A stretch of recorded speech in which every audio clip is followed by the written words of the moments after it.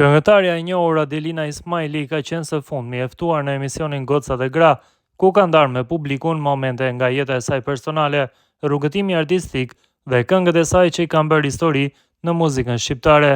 Gjatë bisedës, këngëtarja u pyet edhe për projektin e saj tashmë të njohur, Ushtrin time do ta bëj, i cili në kohën e publikimit shkaktoi shumë diskutime. Pyetja lidhi bisedën edhe me politikën, temë të cilën Adelina nuk e shmangu as pak, pasi ajo njihet për mbështetjen e saj ndaj vetëvendosjes. Të flasësh për politikën dhe të mos flasësh për Adelina Ismailin është e pamundur, mendoj se tash është epoka e Albin Kurtit, në fakt në Kosovë po se po, por besoj që do të jetë edhe këtej kufirit në një moment, tha ajo. Moderatorët e pyetën nëse do të bënte një ushtrim me Albin Kurtin, ndërsa artistja u përgjigj me humor. Ushtria është krijuar më 14 dhjetor 2018 në Kosovë. Unë e kam ditëlindjen më 14 dhjetor.